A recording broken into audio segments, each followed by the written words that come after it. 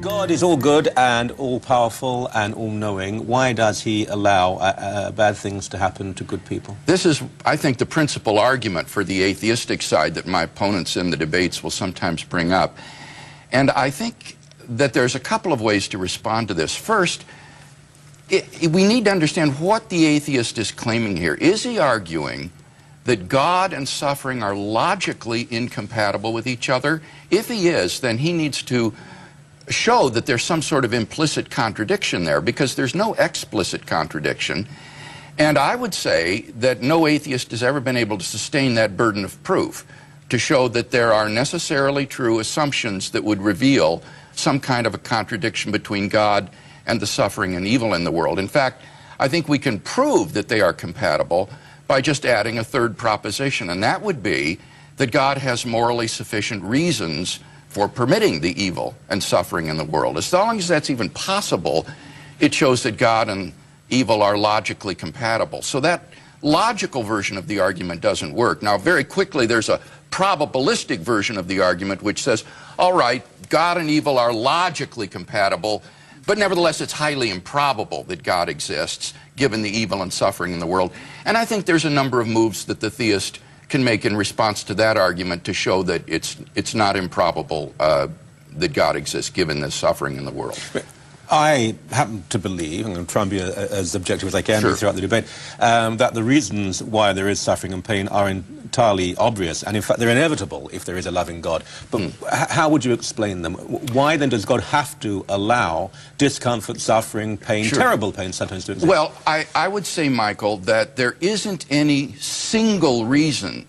Rather, there's a multitude of reasons that would be in play here. One would be that God wants to create a world of free creatures who can become responsible moral agents and mature persons. And that will require a world that operates according to certain natural laws, where the fire that warms you can also burn you, the water that sustains you can drown you. And it would require the ability of these creatures to do morally evil acts. And so creating that sort of an arena, I think, is going to allow the possibility of natural suffering and moral evil to occur. But that God permits these with the overall goal in mind of bringing people freely into a knowledge of himself and to eternal salvation. And the goal of human life is not happiness in this life. We are not God's pets. His goal is not to create a nice terrarium here for his human pets. Rather, it is to bring persons into communion with himself forever, freely. And in order to do that, it's not at all implausible that a world suffused with natural and moral evil would be the correlative of that. What do you say to those who cannot believe in God because suffering exists, and cannot believe that a good God would allow suffering? Well, Michael, I'll take two quick stabs at that. Michael was an answer to prayer for long suffering for many, many years, yeah. We travel together and he keeps us all entertained. His wife has only two words all the time while we travel. It's, oh, Michael, oh, Michael. And then he comes one after another. There's two sides to that question. Let me just defang it philosophically and then move quickly to the application. Philosophically, it's often, of course, put in tandem with evil. Suffering, evil. Suffering, evil. Why does God even allow evil? And I've often responded that it's very critical to understand the nature of the question. Because when we say there's evil, we assume there's good. When we say there's good, we assume there's a moral law on the basis of which to differentiate between good and evil. When we assume a moral law, we assume a moral lawgiver. Because without the moral lawgiver, there's no moral law. Without the moral law, there's no good. Without good, there's no evil. The question actually ends up hoisting itself on its own petard, as it were. It doesn't know how to defend itself. But here's the killer point of that argument. Somebody may say, why do you need a moral lawgiver to have a moral law? And the answer is very clear in this. Every question raised about evil and suffering is either raised by a person or about a person, which means personal worth is essential to the question. Intrinsic worth is essential to the question. And in a naturalistic framework, you cannot have intrinsic worth. You've got extrinsic worth. It's conveyed to you. You're just a radar blip on the radar screen of time. You just happen to be here. But if you're a person created in the image of God with intrinsic worth, then the question indeed is reflective of the value that you give to personhood. So two things, the reality of good and the intrinsic worth of a person are essential to the question. If the question is to be taken seriously, those two assumptions need to be made, which the Christian makes. But the 2 points of application I want to make is this. I've lived with serious back problems. That's why it's easier for me to stand also, not just keep seated. With 2 metal rods in my back and 8 screws bolting me down from L3 to S1 from a back injury that I suffered. I've had perfect health in every other way. 40 years of travel, I've never had an upset stomach in 40 years in 70 different countries. No issues of any kind. Those things don't bother me. I was raised on the streets of Delhi. My mother said he ate everything, and nothing ever bothered him. Now, what I want to say is this. Through pain, through enduring pain for 27 years, constant pain for 27 years, with 3 herniated discs and stenosis, pain going down your leg, you can easily say, Lord, you've called me to travel. You've called me to do this. Why did you give me a body such as this? I have learned what Annie Johnston Flint said, who lived with cancer, blindness, arthritis of the rheumatoid kind, and she was orphaned. He giveth more grace when the burdens grow greater. He sendeth more strength when the labors increase. To added affliction he addeth his mercy. To multiplied trials his multiplied peace. When we have exhausted our store of endurance, when our strength has failed ere the day is half done, when we reach the end of our hoarded resources, our Father's full giving has only begun. His love has no limit, his grace has no measure, his power has no boundaries known unto men. For out of his infinite riches in Jesus he giveth and giveth and giveth again. God sustains you. God empowers you. God enables you, and you draw closer through many of those times of agony. And the one thought I leave with you is this. There's a young gal in Georgia by the name of Ashlyn Blocker. She was featured in a Google picture this last week, and I think Katie Couric is interviewing the parents again. When the baby was born, the mother realized something was wrong because the baby didn't cry. The doctors never diagnosed anything. Everything was fine. Till they found out she had SIPA, congenital insensitivity to pain with anhidrosis. She doesn't feel any pain. No pain whatsoever. She could step on a nail, she could put a hand on a burner and not know that her hand is being burned. The mother ended her last interview, the last time I saw when the little gal was only about 10 or 12. She said, every night I go to bed saying, God, please give my little girl the ability to feel pain. In our finite world, if pain is an indicator of something that is wrong and gets us to seek the reality of finding help, is it impossible in the infinite mind of God to use the agency of pain through which to draw us and to bring us to the ultimate corrective? The greatest pain is ultimately that of the soul and the separation from God. So he is able to sustain you both in the physical and emotional struggles and in the deepest pain of all, that spiritual alienation. I'll leave that with you.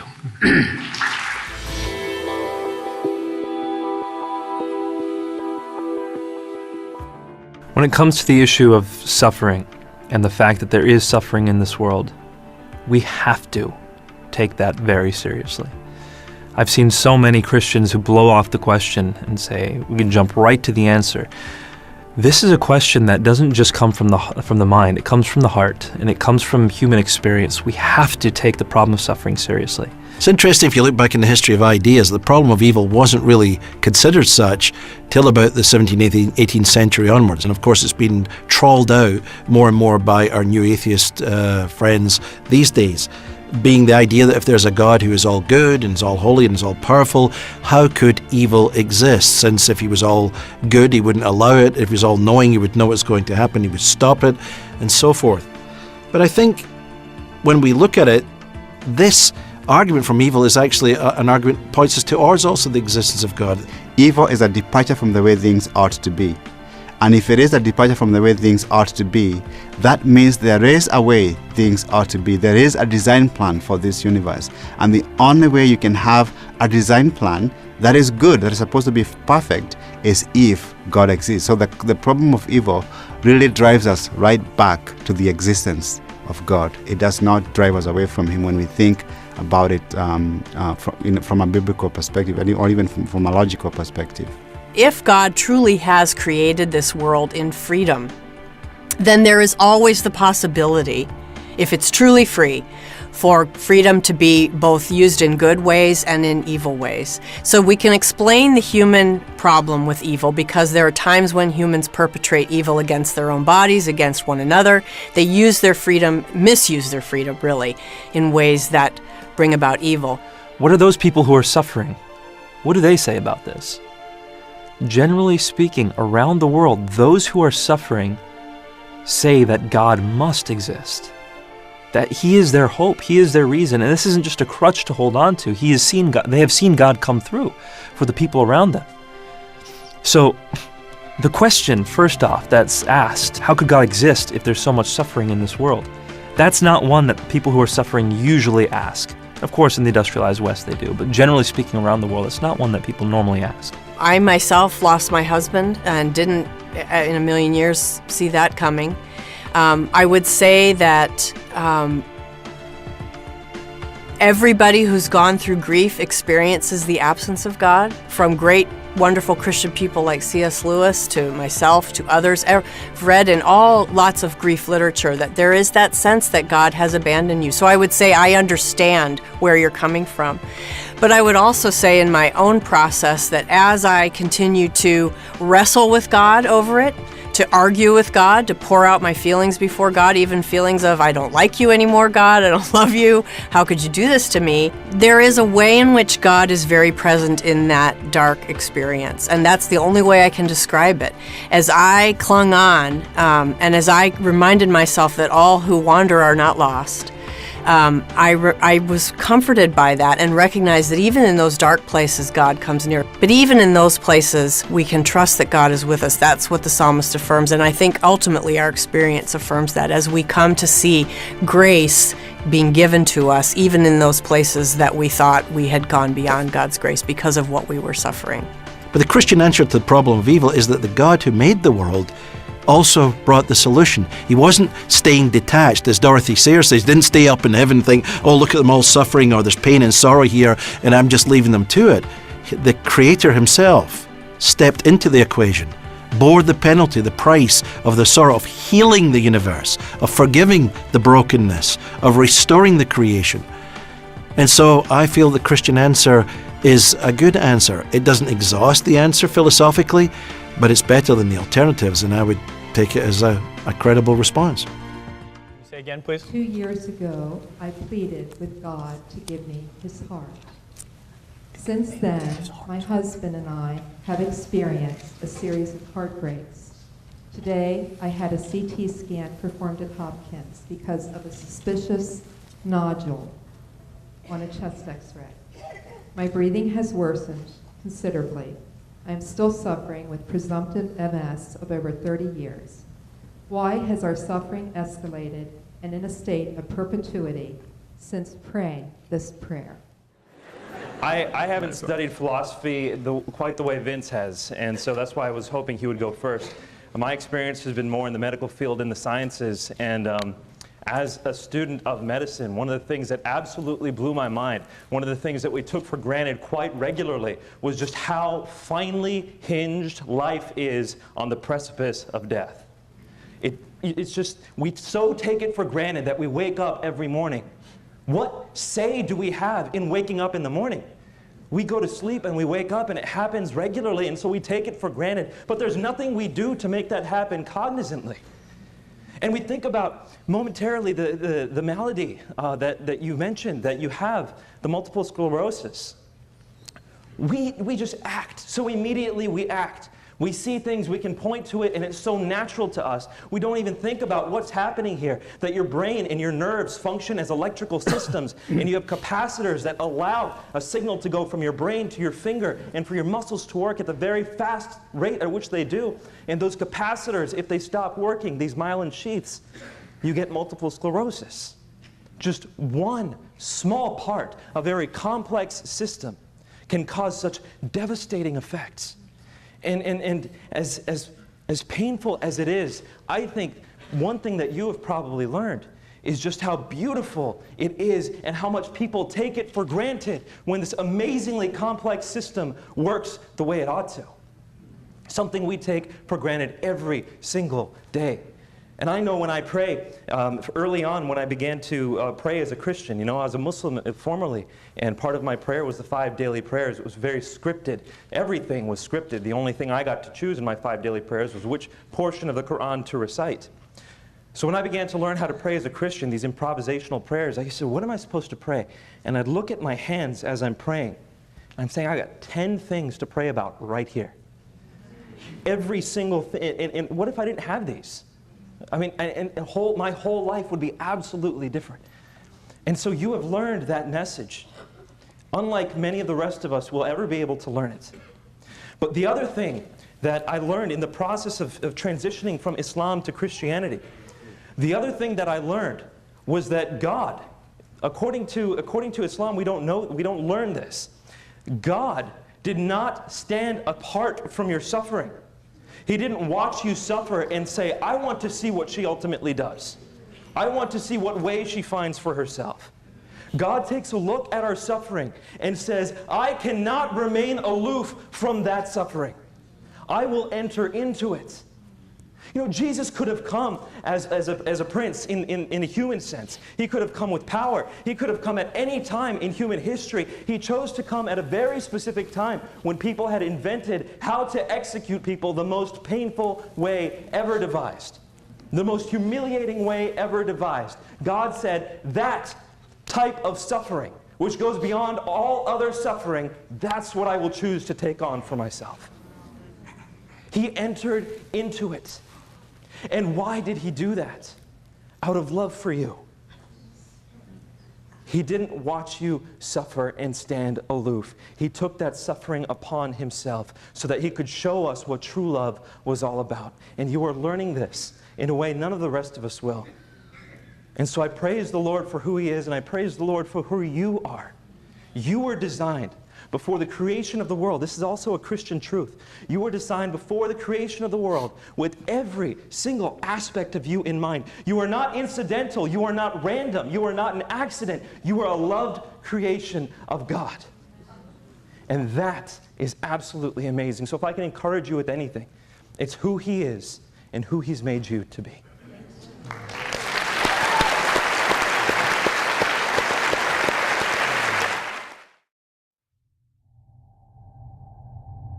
My son has had severe epilepsy since he was born. For 15 years, he'd have 10 to 20 epileptic seizures every day. And our whole life was basically revolved around his disability. And yet I would pray for other friends who had sick children, and it seemed like their kids got better, but my son didn't.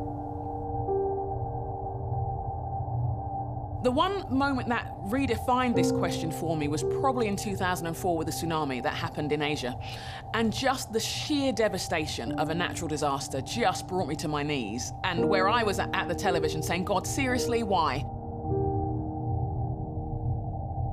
The question, how can God allow these bad things to happen, I think it's a reality. It's a hard question. In fact, maybe the hardest question.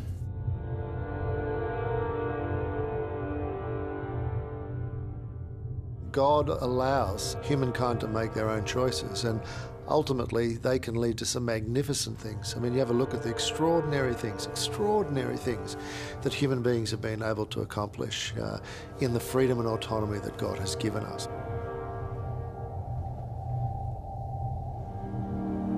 But the downside or the dark side of this autonomy or this freedom is that we can just create the most vile and contemptible and cruel and vicious outcomes of being human.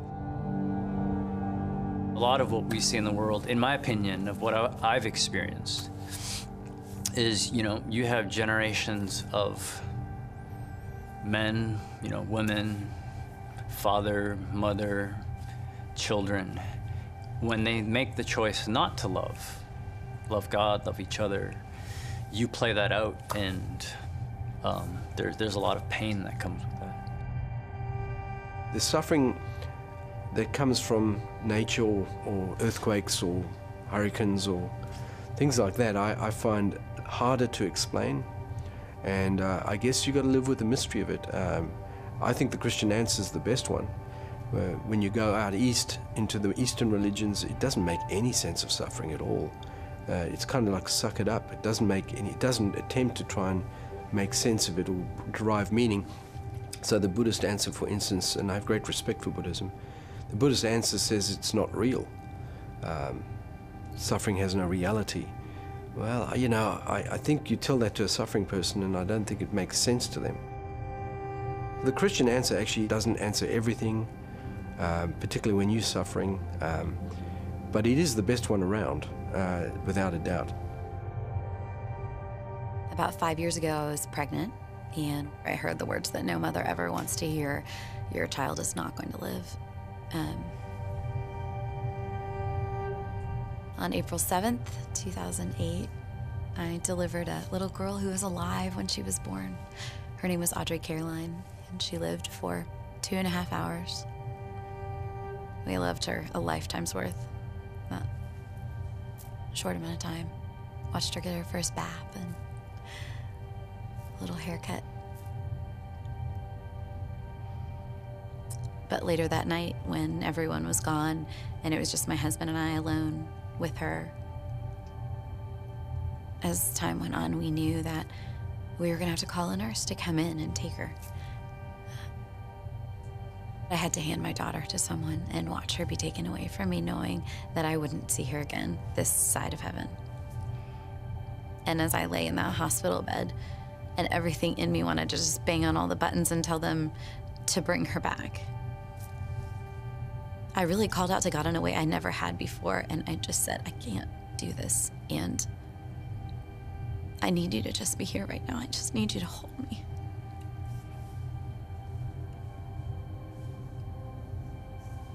He did. He did.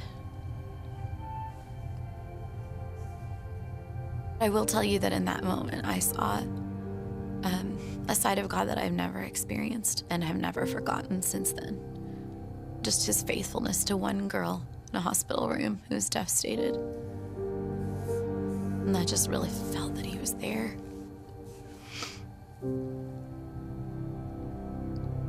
Sorry. When I talk to people about the stuff they've gone through, to be honest, for me the best answer and the most appropriate response as a Christian, as a believer, is to cry too. To hold the hand and to weep too.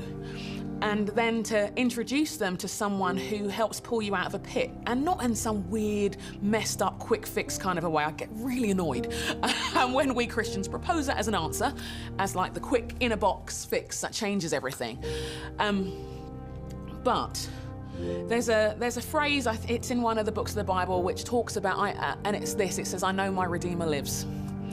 And that part of the Bible has always won me, because it talks about this person who buys back all that's been lost through your own helplessness, through violence, through your own foolishness. And that's who I met.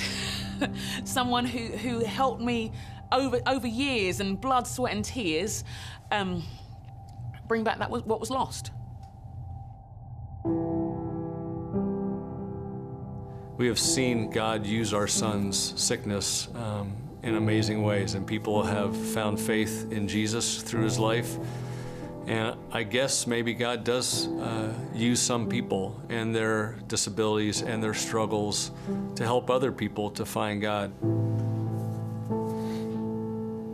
You know, I do think, like, if there really is a heaven, and if what is said about heaven from the words of Jesus is true, and that there my son will never be sick again, and someday I'll see him as this perfect body and this perfect form.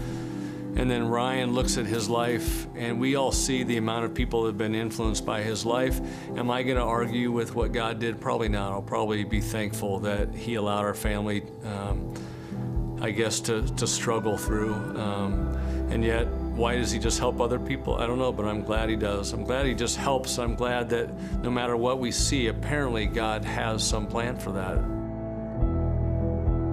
We see that God actually comes to the planet.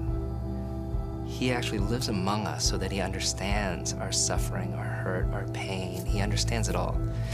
Then Jesus dies on the cross, and in the mystery of faith, all the junk of the world, all the junk that's in our hearts, all the junk that's in our relationships, all of that junk dies with him. So in the Christian worldview, God doesn't leave our world in the state that it is, but actually is seeking to heal it and bring us back. We feel as though we're in this battle. And really what we need in the midst of that battle is a hero to step in for us. The hero, obviously, is God. I believe that God considers those who struggle with him to be heroes also. In fact, I would go so far as to say that those of his children who struggle against all of these terrible things that we see in the world are cheered on by the population of heaven. And if they should die in their struggle, I believe they get a hero's welcome when they meet him.